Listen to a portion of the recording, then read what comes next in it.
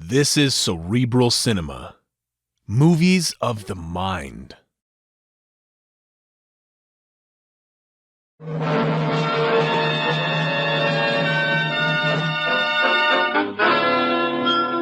Dangerous Assignment, starring Brian Donlevy as Steve Mitchell.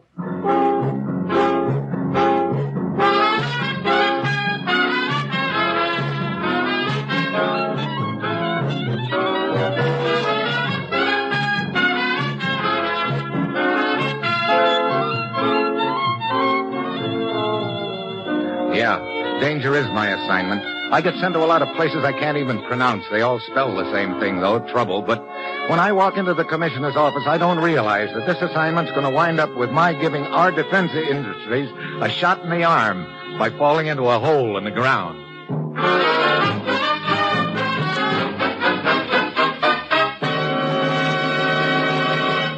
Morning, Commissioner. Bruce said you wanted to see me. Steve, how long has it been since you've had a vacation? Exactly a month longer than the last time I mentioned it to you. I've been thinking about it, Steve. You've been working pretty hard lately. Okay, take your vacation. Well, if that's all you called me in here to wait a minute. What did you say? You heard me. I said take your vacation. You know, if I had time, I'd faint from shock, but I've got too much packing to do. New York City, here I come. No, Huh? The Caribbean. Caribbean? Well, yeah, I might go down there at that. Quite a few places down there I like. Havana. No, Trinidad. Trinidad. Hey, now look, it gets pretty hot down there this time of year. Cheer up. Once you get there, it'll be a lot hotter. Trinidad it is. The new Dominion Hotel. Oh, just a minute, Commissioner. What's the matter? You're sure this is a vacation, of course? Of course. Of course, there's the little matter of Operation Hotfoot. Okay, I might have known. So what, pray tell, is Operation Hotfoot? This. Lighting a match?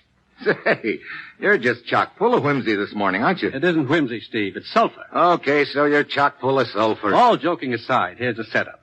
You know how important sulfur is in industry. The manufacture of rubber, munitions, synthetic fabrics, the list is a long one. But right now, there's a serious shortage developing. Unless we lick it, we're in trouble. So what do? Go looking for a sulfur mine? No, there's a new way of mining it now, Steve. How do you mean? Microbes. Oh, look, do you expect me to believe that? I know it sounds fantastic, but it's true.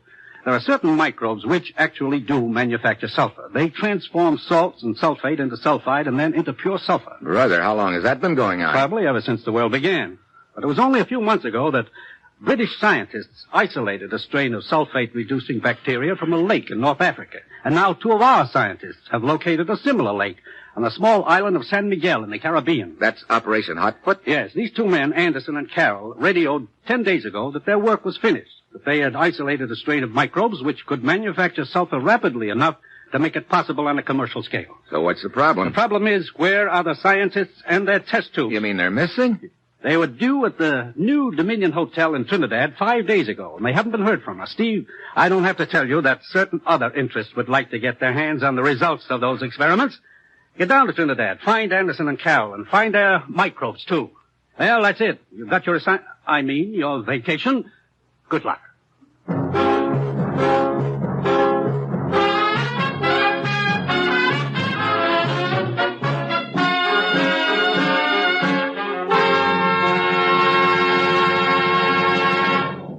The National Broadcasting Company is presenting Dangerous Assignment, starring Brian Donlevy in the role of Steve Mitchell, colorful, two-fisted government agent. At all those places of the world where danger and intrigue walk hand in hand, there you will find Steve Mitchell on another Dangerous Assignment.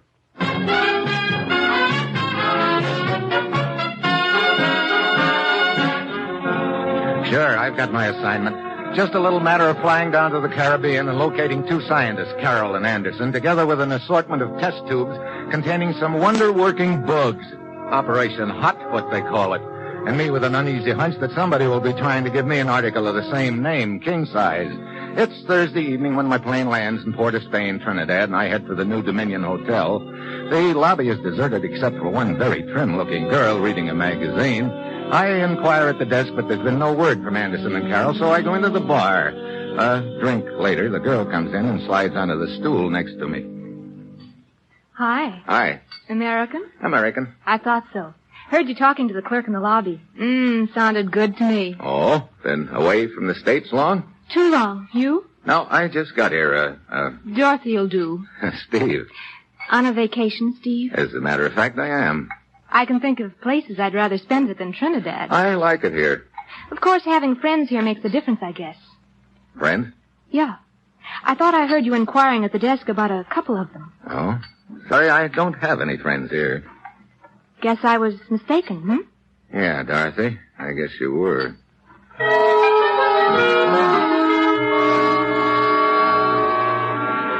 So Dorothy didn't drift in just to make conversation. Obviously, she's interested in Anderson and Carol, too. The big question is, how does she fit into the deal? I make a little more small talk and then go up to my room. The next morning, I head for the waterfront.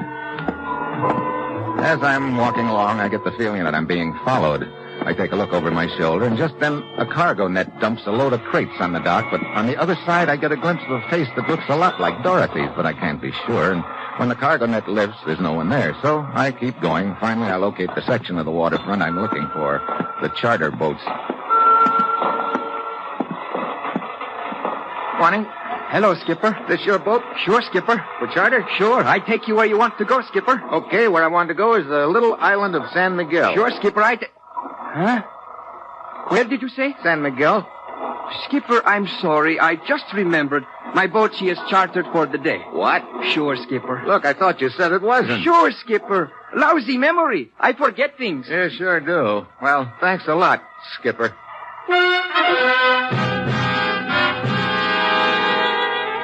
I get the same stall from every boat owner I talk to, and from their reactions, I get the idea that San Miguel is the most unpopular island in the Caribbean. Somehow I've got to get there to try and find out what happened to Anderson and Carol, but it's just about 100 miles too far to swim. I'm about to give up when I spot one more boat. I head for it, and then as I get close, I see a very familiar figure stretched out on a coil of rope on deck, strumming a guitar. Very happy man because he does not work or even plan. He would rather live a poor single man's life than sweat and slave to fatten a wife. That's dangerous talk, son. Steve Mitchell. Hi, Lord Byron. Come aboard. How are you, Steve? How are you? I'm fine. What are you doing down here at the waterfront, Lord Byron? Last time I saw you, you were singing in the Trade Winds Bar. Oh, I gave myself a promotion, Steve. What do you mean? I quit. Well, that's one way of looking at it. Whose boat is this? Well, it used to belong to a friend of mine, and we got to play in cards. Oh, and... sure. It happens every day. Oh, this is the life, Steve. To go fish, to go sail, to lie in the sun. Yeah, it's nice work if you can get it, but what do you do for money to live on? Well, I don't need much. But when I go broke, then I sing a few songs in the bars, and I get a little money again. Then I go fish, I go sail, I lie in the sun. You know, I always did think you were one of the smartest guys I've ever met. Not smart, Steve. Just happy. Yeah, that's what I mean. Steve, what are you doing here in Trinidad? I'm looking for 2 missing scientists and a few test tubes full of valuable bugs. What could be so valuable about bugs, Steve? There's plenty of bugs down here. Yeah, but not this kind. These scientists were conducting their experiments on San Miguel. San Miguel? Yeah, but I can't get anyone to take me there.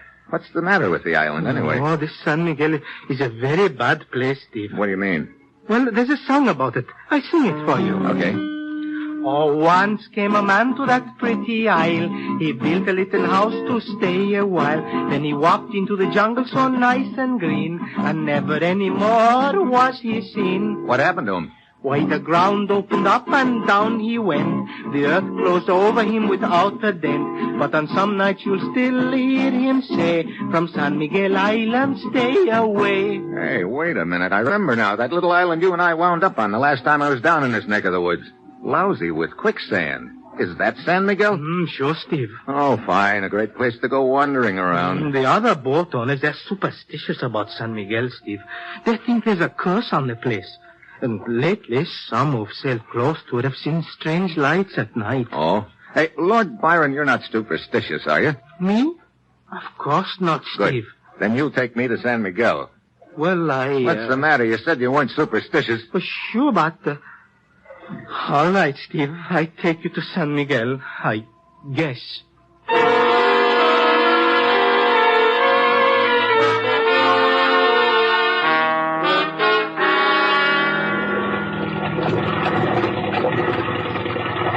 There is San Miguel ahead, Steve. Yeah. No sign of life anywhere. Oh, is it? I know. It's a bad place. Hey, head for that old landing over there. Sure, Steve.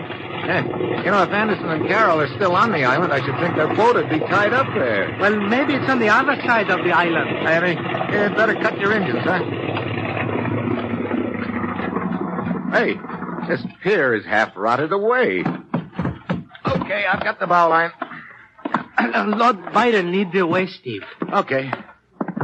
Hey, you take that guitar everywhere. Oh, sure, Steve. Boy, look at all that underbrush. This is a very dense jungle.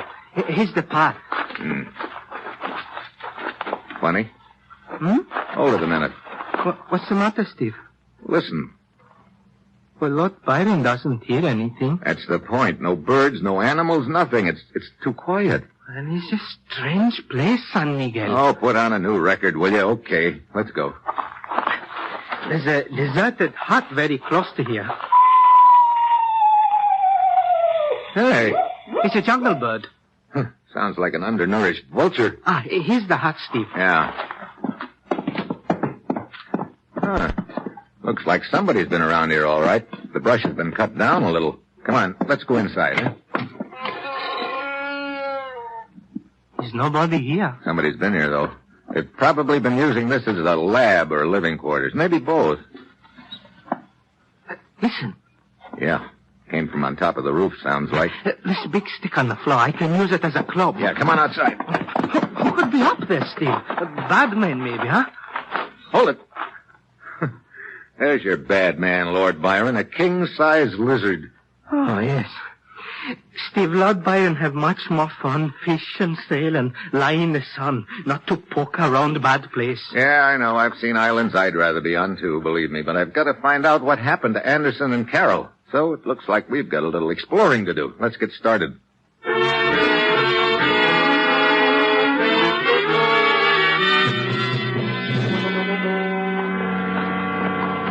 You know, I'm almost willing to lay odds we've got this island all to ourselves, Lord Byron. Sure, Steve.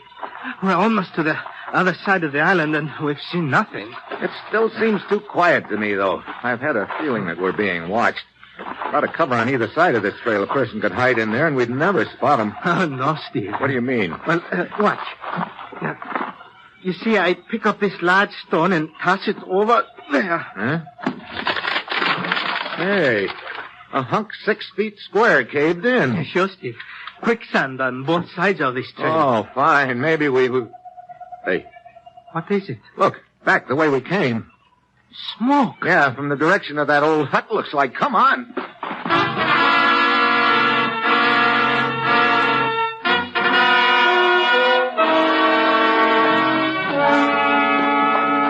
We ought to be just about there. Sure, Steve. Around this bend of that trail and... Hold it. Oh, brother. Burned to the ground. Only ashes left. Well, at least we know we're not alone on the island anyway. But who would burn this place down and why? Wait a minute. Somebody's heading this way from the beach. Get down and keep that club ready.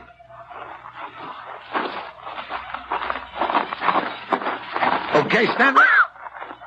Hey, the girl I met in the bar in Trinidad. Steve, is this the kind of reception you give everybody, pouncing at me out of the brush? What are you doing here, Dorothy? I was out cruising around in my boat and I saw the smoke.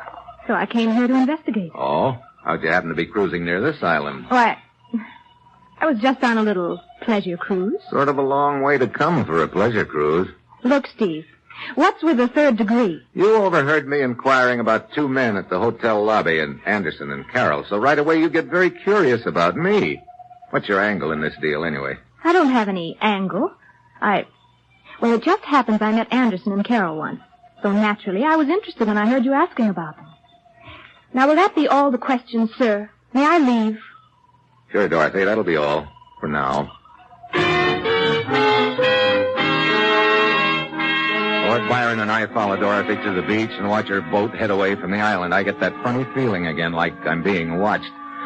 We go back to the smoking ruins of the hut again. Lord Byron is leading the way, and suddenly he stops and grabs my arm. Steve. What's the matter?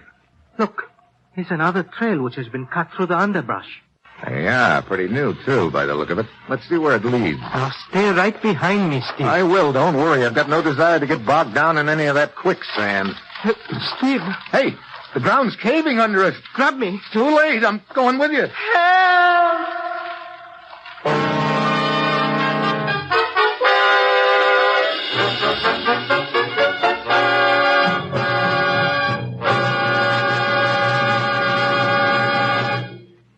Three chimes mean good times on NBC. Sunday, Theater Guild on the Air presents Raymond Massey and Shirley Booth in its production of Ethan Frome, recipient of some of radio's top awards. Theater Guild on the Air will continue to bring you America's top stars in dramatizations of famous stories and plays.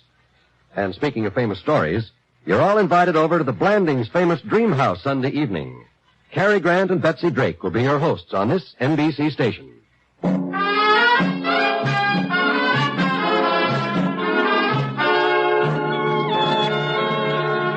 Now, back to Dangerous Assignment and Brian Donlevy as Steve Mitchell.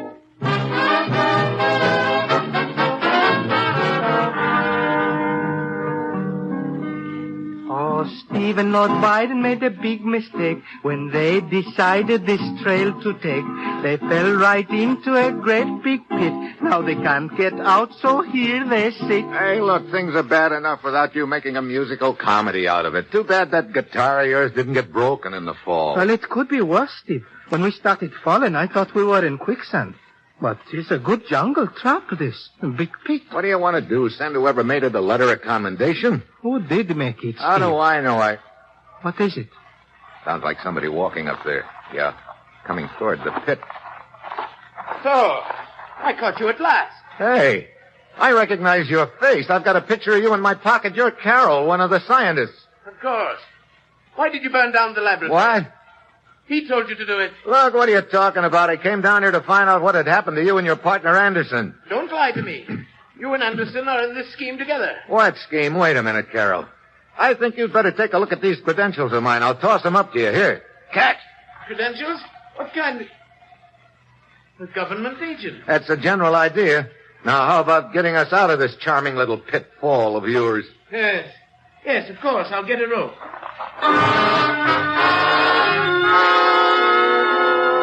He darts away. 2 minutes later, he's back with a rope. Lord Byron and I climb out and dust ourselves off. Careful of the guitar. Carroll is falling all over himself, trying to apologize. Oh, I feel so terrible about this, Mr. Mitchell. It's just that I've been under such terrible strain. What's the deal, Carroll? Anderson and I succeeded in isolating a rare strain of sulfate-reducing bacteria from a swamp in the center of the island. The day we were scheduled to leave here, he suddenly tried to talk me into reporting the experiment a failure. What? Yes. He told me there were other interests who would pay us a great deal of money for the data we'd compiled in the test tubes of microbes. I see. That night, I hid the test tubes and data, and then I ran into the interior of the island. Since then, Anderson and I have been playing a sort of nightmarish game of hide and seek. Yes, he's been trying to find me so he could kill me. What happened to your boat? He's hidden that somewhere. I haven't had much chance to look for it because I've had to stay under cover. You're the one who dug this pit, then? Yes. Mr. Mitchell, you have to get me off this island before Anderson's Confederates arrive. Yeah, we'll go in Lord Byron's boat. It's tied up to landing. All right, I'll lead the way. Please, let's hurry. Okay, go ahead, Lord Byron. I'll bring up in the rear. It's funny. What is? You see, it's a stain on my hand. Stain? Yeah, what is it? Lord Byron don't know. Maybe when I grab the vines as we fall, Steve. Yeah, well, come on, let's get to the boat.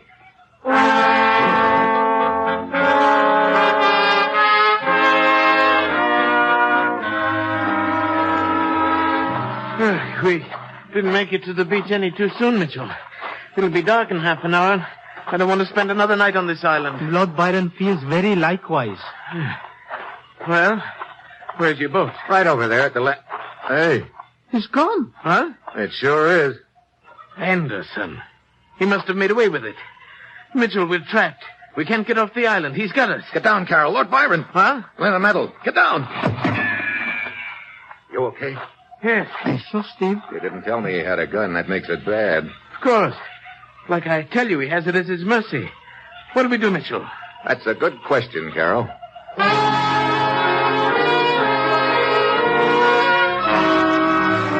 We work our way back into the underbrush near the pit, and night falls while I'm trying to figure out my next move. Finally, I make up my mind, and Lord Byron agrees with me. Sure, Steve. It's the only thing to do. Walk along the beach and try to find the boat. I don't know. Sounds pretty dangerous to me. Look, Carroll, we're 3-1. 2-1. What do you mean? Well, if you think I'm going to go wandering along that beach in bright moonlight, making a perfect target of myself, We are very much mistaken, sir. Okay. You wait for us here then, Carol. Come on, Lord Byron. Sure, Steve. Let's go over to the pit for a moment. What for? Well, Lord Byron would feel much better with a weapon. What are you talking about? The piece of wood I found in the hut. Oh, your war club? Okay, where is it? Right around here somewhere. When we fell into the pit, it flew out of my hand. Well, in this moonlight, we should be able to spot it if it's around here anywhere. But that looks like it over there. Let's see. I'll flip on my lighter. Oh, this thing. I should carry matches. Yeah, that's it, all right. Well, now you're equipped for... What's the matter, Steve? Hey, that's where you got the stain on your hands, Lord Byron. From that hunk of wood, look. Yes, there's a stain on the wood, too. I didn't notice it before. You know, unless I'm mistaken, that looks like a blood stain. Blood? But, Steve, I didn't hit anything with it. No, that's the point. Come on. We're going back to where Carol is hiding? That's right. Well, you think he's in danger? I think I've been a grade A chump. I just hope I'm not too late. Steve, Carol is not here. He sure isn't. Wait, listen. Somebody walking. Yeah, going away from us by the sound of it. Steve, that neat trail which is cut through the brush. Yeah, that must be it. Come on, we'll follow it. Keep quiet.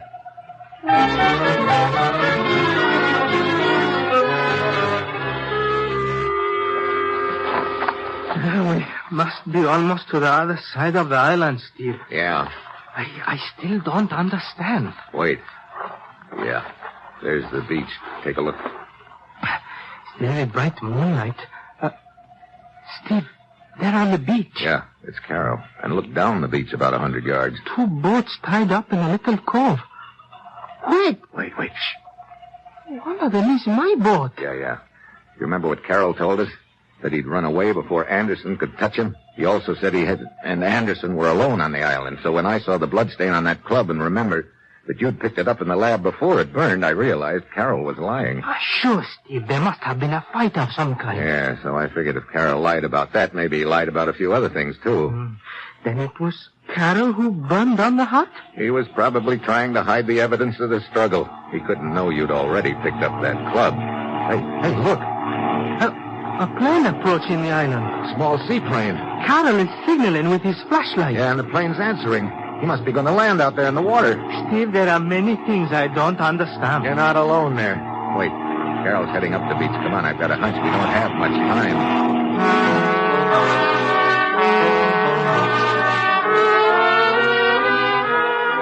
We follow Carol, keeping out of his sight. Up the beach away, he heads inland. Then we spot a tent in a clearing. Carol goes in, and Lord Byron and I ease up close enough to see inside. There are 4 men counting Carol. One of them's tied up. Then I recognize him from a picture I've seen of him. It's Anderson, the other scientist. Steve, his face is not pretty. He's all beat up. Yeah, looks like they've been working him over. That's probably where those bloodstains on the club came from. But who are those other men? Probably Carol's stooges. Well, the deal's adding up fast. Just reverse everything Carol told us. You mean Carol is the bad man? Yeah, Anderson must have hidden those test tubes Carol and the stooges have probably been trying to make him tell where. Congratulations, Steve. What? Dorothy. She has a gun. Relax, Steve. I'm happy to hear we're both on the same side. Oh, look, just where do you fit into this deal, Dorothy? I'm Jim Anderson's fiancée, Steve. You see, Jim wrote me and hinted he didn't trust Carol. Then when he didn't show up in Trinidad, well, I got worried. At first, I thought you were working with Carol. Steve, look. They're getting Anderson to his feet. Yeah, they're probably going to fly him off the island. That means just one thing. He hasn't talked yet. Steve, we've got to rescue him. Give me your gun, Dorothy. It isn't loaded, Steve. What? I know it's silly. I'm afraid of guns. But I thought this way, maybe I could scare somebody if I had to. Oh, great. Wait a minute. I think I've got an idea. Dorothy, did you see those boats on the beach? Yes, I hid mine near them. Okay, go get in your boat and tow them around to the other side of the island. Well, all right, but what about you? We'll meet you around there in about 15 minutes, I hope.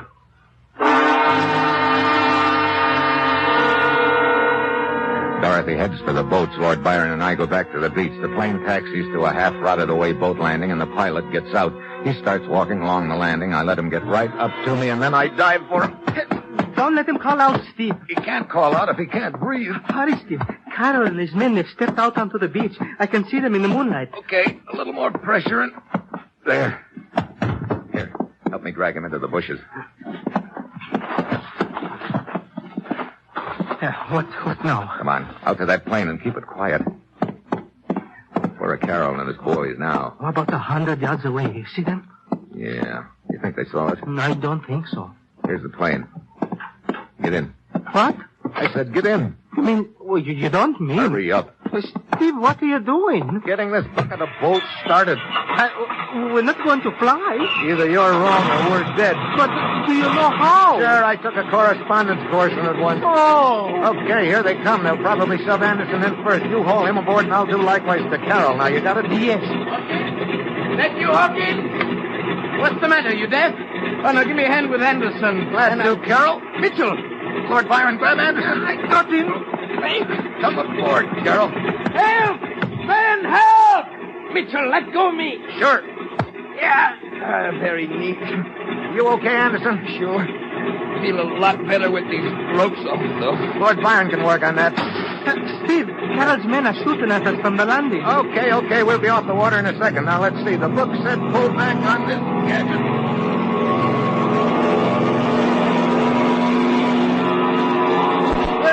No, it worked. You act like you've done this a few hundred times. Steve, this correspondence course you took, Pretty good, huh? where did you take it? Oh, in the Navy Air Force for about 4 years. Oh, Lord Byron feels 5 years younger now. Same age as before you scared me. You got those test tubes hidden in a safe place, Anderson? Well, I thought I did. Now I'm not so sure. What do you mean? Well, I had them hidden in our boat, but if we're leaving it back there with Carol, Relax, we're not. Dorothy's towing the boats around to the other side of the island. We'll meet her there. That's good. I guess Carol's stooges won't be able to get off the island. Not without a boat. No, they'll keep all right until I can arrange to have them picked up. Well, looks like everything worked out okay, Lord Byron. I think that calls for a song. Well, I'll feel more like singing when I reach the ground again. Okay, I'll do the honors then. Oh, Carol and Anderson went looking for bugs, and Carol sold out to a big bunch of mugs. But then he got fouled up down near the equator. Now Steve and Lord Byron bring back the microbe gator. Steve, as a calypso singer, Yeah? you're a very good pilot. Ah, you're just jealous.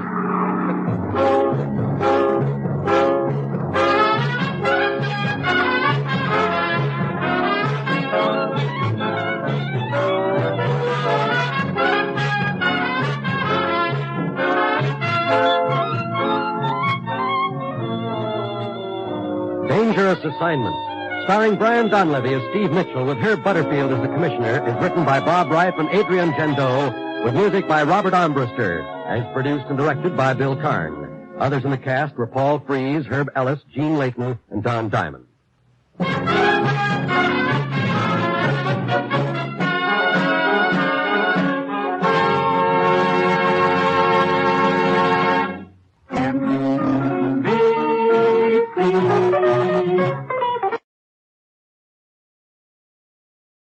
This is Cerebral Cinema. Movies of the Mind.